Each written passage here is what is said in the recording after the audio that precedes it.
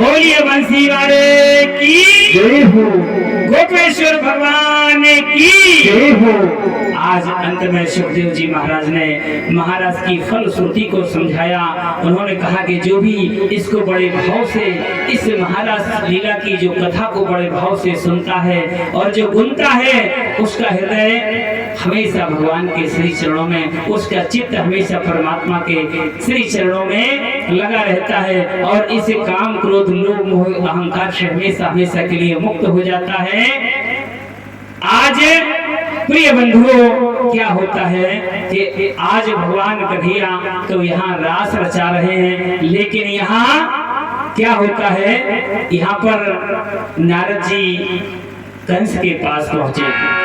श्रीमन नारायण नारायण नारायण, हरिमन नारायण नारायण नारायण, श्रीमन नारायण नारायण नारायण,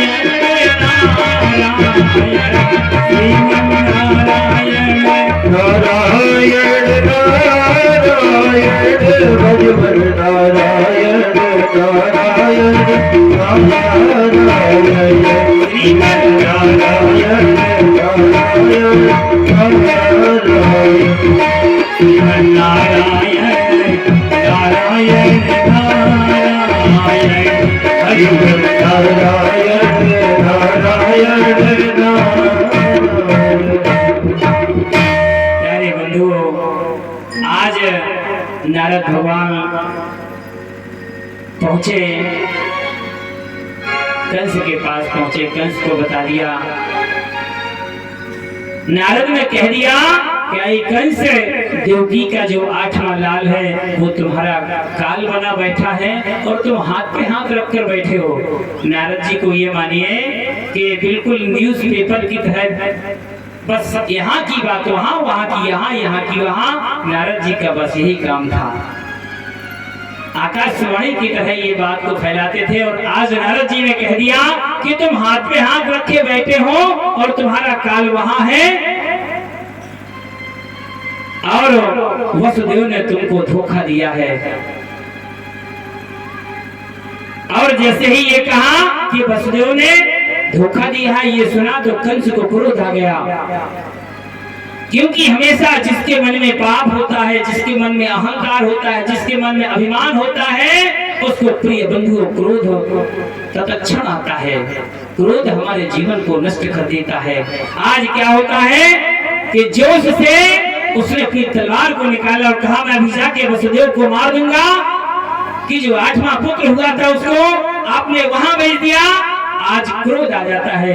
तो नारद जी ने कहा कि यहाँ जोश से काम चलने वाला नहीं है। आपने जोश से देख तो लिया, अकासुर बकासुर तृणावर्त पूतना इत्यादि इत्यादि दुष्टों का उद्धार कर दिया।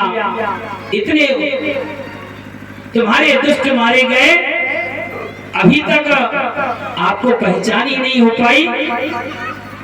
तो ये बंधुओं, आज जैसे इतना कहा है तो क्या होता है, आज नारद जी ने जैसे ये कहा,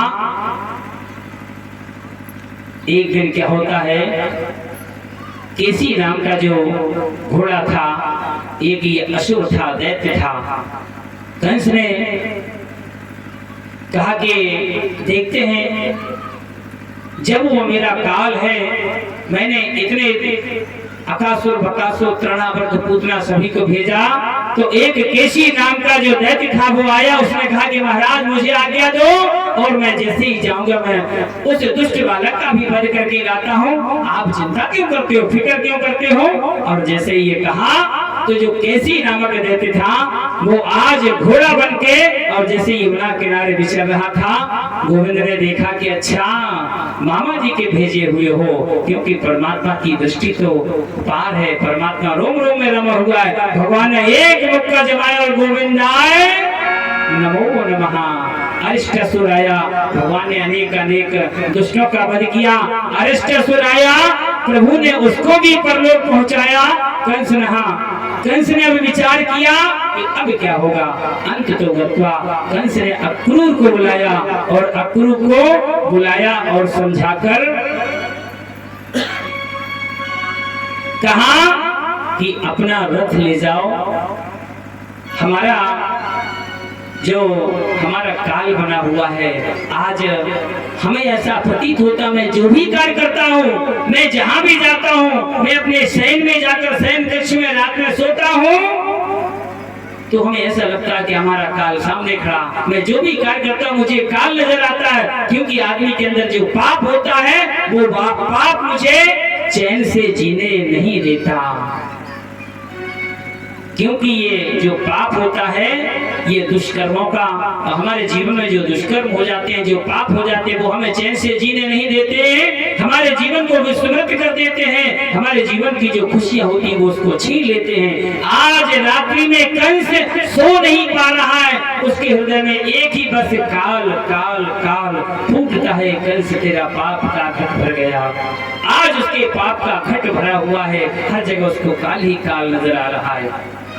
आज कंस अक्रूर जी के पास पहुंचा और अक्रूर जी से कहा, जाओ और तुम, सुखदेव जी महाराज कहते हैं, राजन अक्रूरो पिचता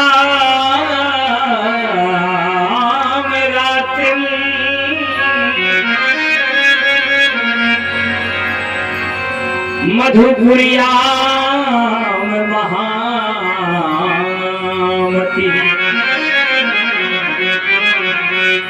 उषित्वा रथमास्थाय प्रययो नंद गोकुलम।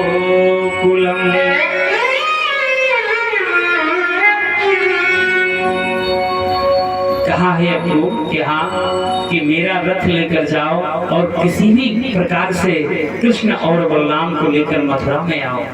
जब इतना कहा तो अक्रूर ने विचार किया, अगर मैं मना करता हूँ, अगर दुष्ट के सामने, राक्षस के सामने यदि तुम बोलोगे तो वो तुम्हें और पीड़ित कर देगा, इससे अच्छा है कि दुष्ट के सामने शांति रखो, क्योंकि वो तुम्हारी प्रेम की भाषा को नहीं समझेगा। कोई शराब का सेवन किए हुए है, वो मदमस्त है और वो तुम्हारी प्रेम भरी भाषा कैसे समझ लेगा। अगर कोई दूसरा व्यक्ति समझा कि भैया ये मदमस्त व्यक्ति है, इससे बात मत करो, तो उससे नहीं करना चाहिए। तो ये बंधुओं, आज क्या होता है कि जैसे ही अक्रूर जी के पास गए तो अक्रूर जी ने सुंदर सा रथ तैयार किया और आज रथ को लेकर अक्रूर जी महाराज मथुरा के लिए गमन किया। और जैसे ही जाने लगे तो सोचते जा रहे हैं कि आज हम कृष्ण और बलराम से जाकर मिलेंगे। सोचते सोचते सोचते सोचते क्या होता है कि आज शाम हो जाती है प्रिय बंधुओं, और इस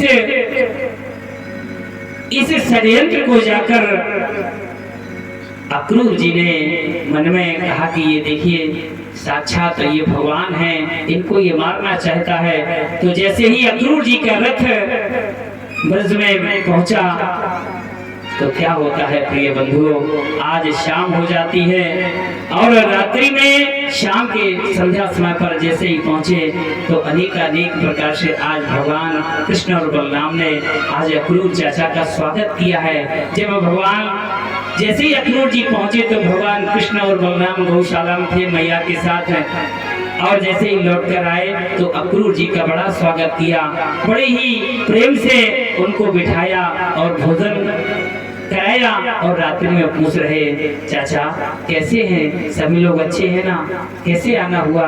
तो उन्होंने बताया सारी जो कंस का षड्यंत्र था पूरा भगवान को सब जानते थे। भगवान ने कहा ठीक है चाचा, आप चिंता मत करो, आप तो ये कहना, ये मैया और बाबा को ना बताना कि ऐसा ऐसा कंस ने षड्यंत्र रचा है, वो तो मेला देखने के बहाने से हम जाएंगे और अपने मामा जी का स्वागत करेंगे। कि अच्छा कि हाँ। और जैसे ही सुबह होती है आज भगवान कन्हैया रथ पर बैठते हैं, कृष्ण और बलराम दोनों लोग तैयार होते हैं। तैयार होने के बाद जैसे ही चलते हैं तो सामने गोपियां आकर खड़ी हो जाती हैं। देखिए शाम का समय 5 बजे का होता है, तो बस फिर कथा एक्सप्रेस की तरह चलती है, क्योंकि समय देखना पड़ता है। लेकिन आज रुक्मिणी मंगल विवाह है, सभी लोग प्रेम से करके जाएंगे। हर कथा को स्पर्श करते हुए आपको पूर्ण आनंद मिलेगा।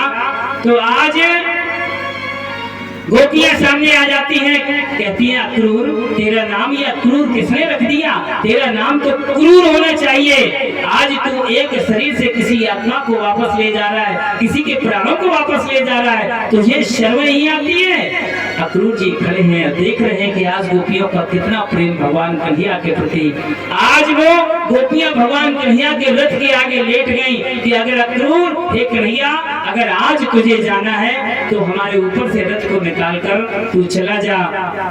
आज क्या होता है, भगवान ने सभी को समझाया और समझा के जैसे तैसे गोपियां मान भी गई। तो जैसे ही रथ आगे बढ़ा तो आज श्री राधा रानी युगल सरकार के, जिनकी आज हम लोग गुड़गंगा में गोता लगा रहे हैं, राधा रानी की आंखों में अश्रु हैं और आज वो रो रही हैं, कहें कन्हैया तूने इसलिए मुझसे प्रीत की थी, इसी दिन के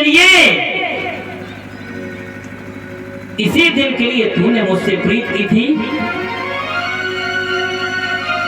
कि तू मुझको छोड़कर एक दिन चला जाएगा। कभी तूने सोचा नहीं हम गोपियों का क्या होगा, राधा का क्या होगा? इस शरीर से यदि प्राण निकल जाएंगे तो इस शरीर का क्या होगा? ये मृतक हो जाएंगे, ये मर जाएंगे, इनका जीवन दुर्दांत हो जाएगा। कभी तुमने ये विचार नहीं किया? आज भगवान कन्हैया हृदय हृदय में मुस्कुरा रहे हैं और राधा रानी की भावनाओं की बात समझ रहे हैं। कह रहे राधा, मन ही मन कह दिया, राधा तुम तो सब जानती हो, मेरी आराधिका हो, कि राधा शक्ति बिना ना कोई श्यामल दर्शन पाए। मैं तुम्हारी शक्ति के बिना कुछ काम नहीं करता हूँ, तुम तो मेरे हमेशा साथ में रहती हो। और राधा रोने लगी और भगवान कन्हैया के चरणों में पड़ गई। भगवान ने आलिंगन कर लिया हृदय से। राधा कहने लगी, कन्हैया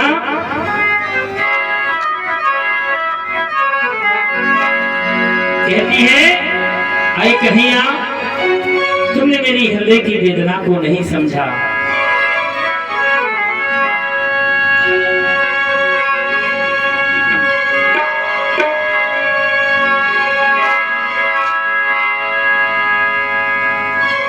कहती है कन्हैया, क्या होती पीड़ा है? हे कन्हैया, तुम पीड़ा को नहीं समझ सकते, मेरी वेदना को नहीं समझ सकते। तुमने अगर प्रेम किया होता, अगर तुमने स्नेह किया होता तो शायद मेरी भावनाओं को समझते। राधा ने कहा, क्या होती प्रतीक्षा है, क्या पीड़ा होती है, कितना जलता है दिल जब आंखें रोती है, जलता है दिल जब आंखें रोती है। जय हो। राधा ने कहा, कन्हैया क्या होती प्रतीक्षा है, क्या पीड़ा होती है,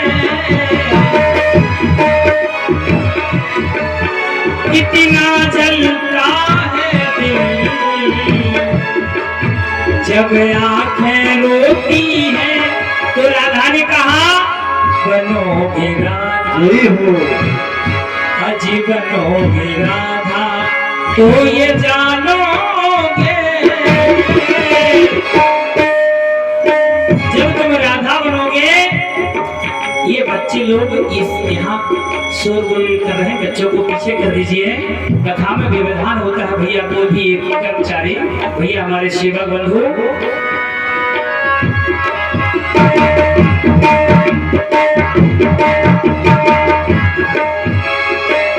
कहा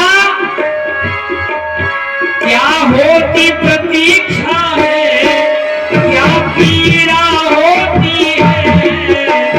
एक भैया आंखों में राधा के आंसू भर कहती है, कितना जलता है दिल जब आंखें रोती है, क्यों बनोगे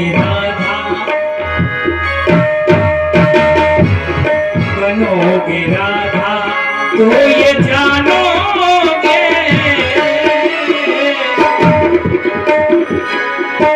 कैसा प्यार है मेरा, कैसा प्यार है मेरा, कैसा प्यार है मेरा। तो वो सामने, वो सामने, वो सामने, वो सामने, वो सामने।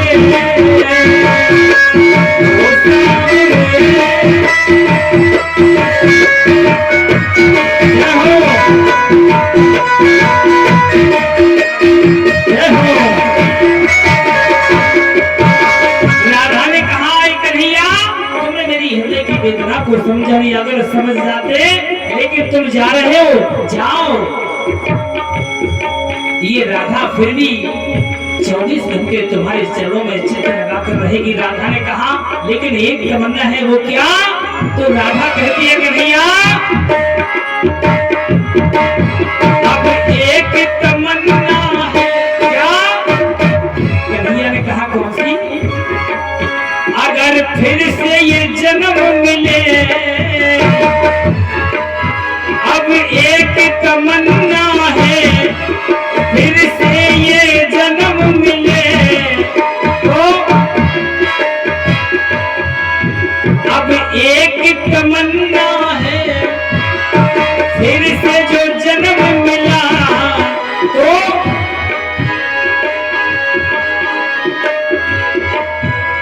तुम क्या बनना? तुम राधा बनना और मैं कृष्ण बनूंगा।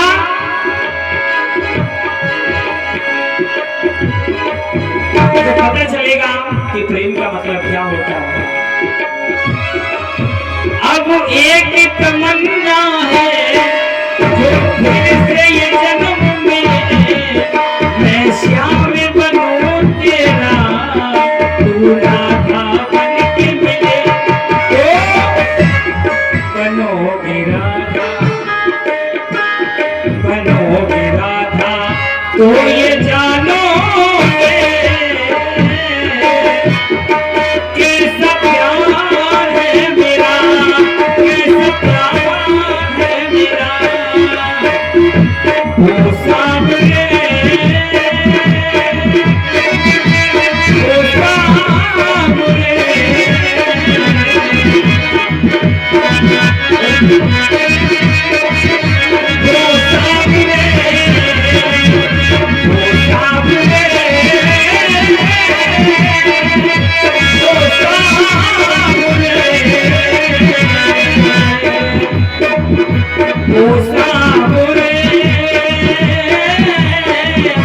वो सामने,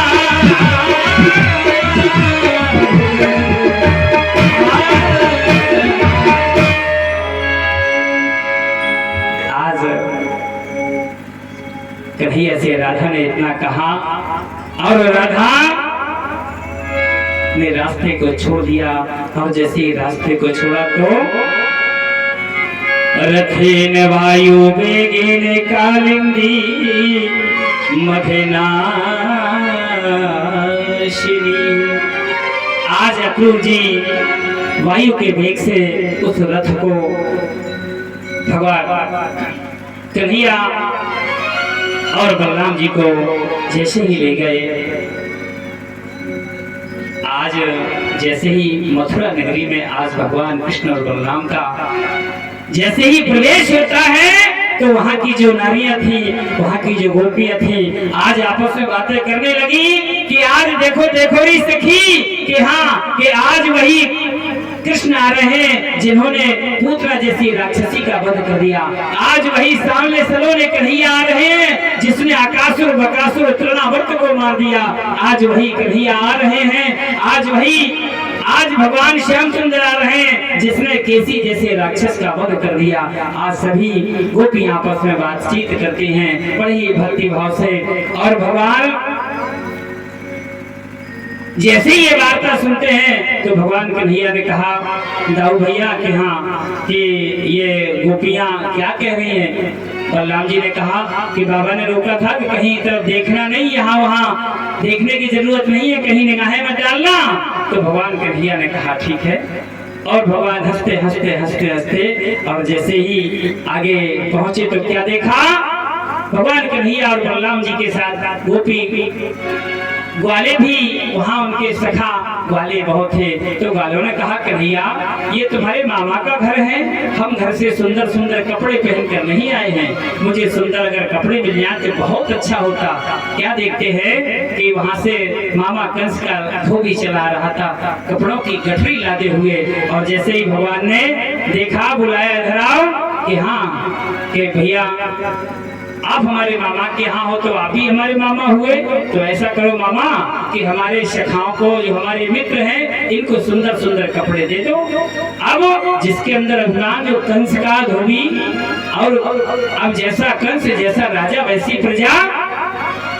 अब उस धोबी को बड़ा क्रोध आया, अच्छा कल के ग्वाले और ये माखन मिश्री और दही के चोरी करते आए हो, तुम्हारी इतनी हिम्मत हो गई है कि राजा कंस के वस्त्रों को मांगने लगो।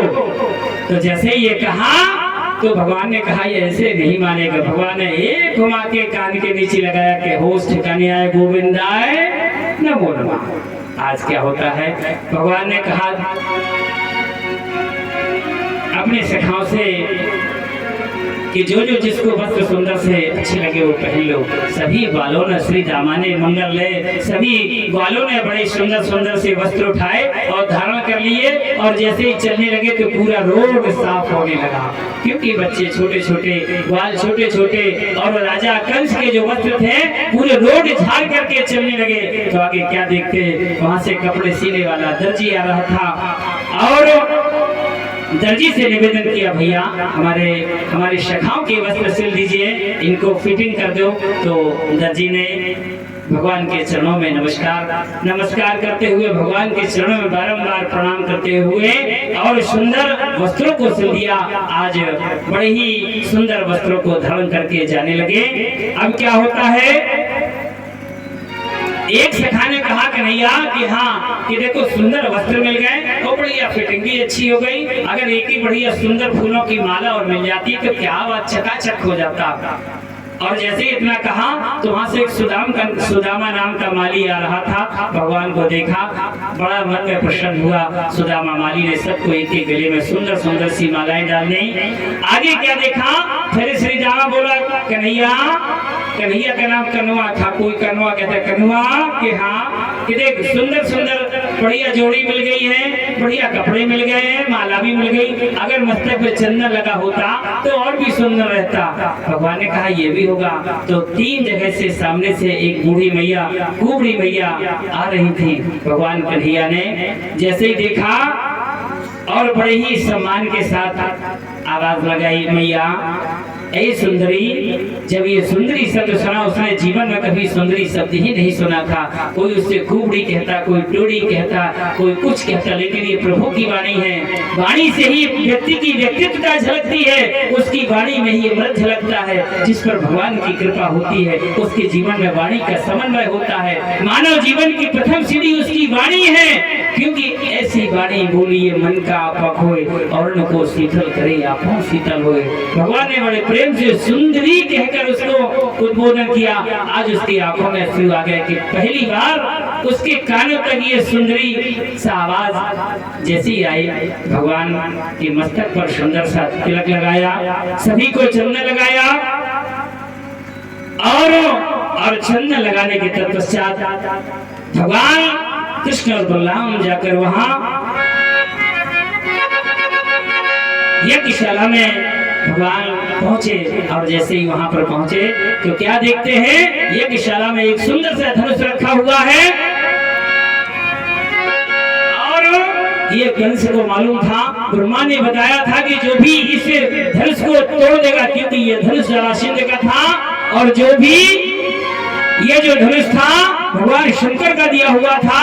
तो प्यारे क्या होता है, आज क्योंकि वो धनुष जो था वो परशुराम भगवान शंकर के परम भक्त थे। एक मार्कंडेय पुराण में कथा आती है समय न होने के कारण कथा सूक्ष्म में लेनी पड़ रही है। और सुनिएगा बड़ा सुंदर सा, उस जैसे ही धनुष को देखा, ये वरदान था क्या एक कंस जिस दिन जो इस धनुष को तोड़ देगा तो ये समझ लेना कि वो तुम्हें एक न एक दिन मरोड़ देगा, वो तुमको मार देगा। और जैसे ही भगवान ने जैसे ही यज्ञशाला में प्रवेश किया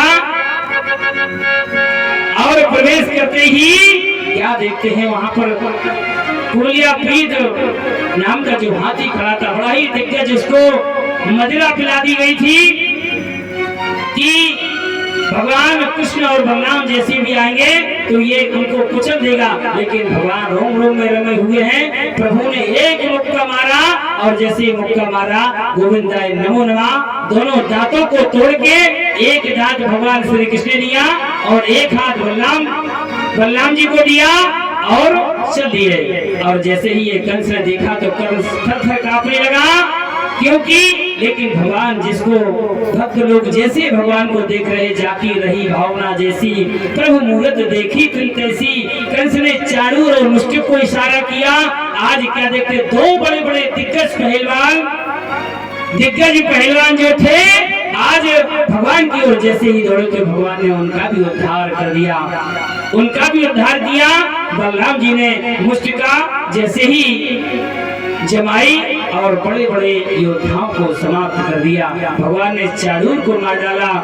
बलराम जी ने इस एक मुष्टिका लगा के बड़े बड़े पहलवानों को, सल और तुषण जैसे महान बड़े बड़े जो योद्धा थे उनको मार दिया। कई पहलवानों को मार डाला प्रभु ने, और कुछ पहलवान तो भाग खड़े हुए। कंस चिल्लाया, पकड़ लो, इन दोनों को जाने ना पाए और इसको मार दो, ये भागने न पाए। लेकिन परमपिता परमेश्वर परमात्मा मुस्कुराते हुए आज कंस के सिंहासन पर जैसे ही पहुंचे और बालों को कंस को पकड़ लिया। और जैसे ही कंस के बालों को पकड़ा और पकड़ के घसीटने लगे तो कंस कहता है कि छोड़ो छोड़ो छोड़ो, मेरे बालों में लग रही है, मेरे बालों में जोर से पीड़ा हो रही है, मेरे बालों में चुभन हो रही है। तो भगवान कन्हैया ने कहा कि अरे मामा कंस, तुझे मामा कहते हुए मुझे शर्म आ रही है। जानते हो मामा किसे कहते हैं? दो माताओं के जोड़ को दो माँ। माता शब्द बड़ा अपार होता है, अथाह होता है, समंदर की तरह होता है, लेकिन तू तो मेरा मामा था। आज तू कहता है कि मेरे बालों में चुभन हो रही है, दर्द हो रहा है, और जब तूने यही केस मेरी माँ के पकड़े थे तब मेरी माँ को चुभन नहीं हो रही थी क्या? मेरी माँ को दर्द नहीं हो रहा था? आज क्या होता है प्रिय बंधुओं, आज भगवान श्री कृष्ण ने केसों को पकड़कर उस कंस को पटक दिया और मुष्टिकों को मार प्रहार कर करके आज कंस का वध कर दिया, गोविंदाय नमो नमः कर दिया। और जैसे ही कंस धराशायी हो गया, बोले गोविंद भगवान की जय, बोलिए भक्त वत्सल भगवान की जय। आज कंस का वध कर दिया। आज प्रिय बंधुओं, सुखदेव जी महाराज राजा परीक्षित जी से कहते हैं कि आज अंत तो गत्वा दुष्ट का हनन ही होता है। आज कंस का भगवान ने वध कर दिया, और जब वध किया तो भगवान ने जाकर अपनी माता देवकी को, उग्रसेन को और वसुदेव को, अपने पिताश्री को बाहर जेल से बाहर किया और बड़े ही आनंदित होकर सभी बड़े भक्ति भाव से प्रेम से आज सभी लोग आज भगवान कन्हैया के चरणों में इतनी प्रीति, इतना प्रेम, इतना स्नेह रहने लगे। आज भगवान धीरे धीरे आज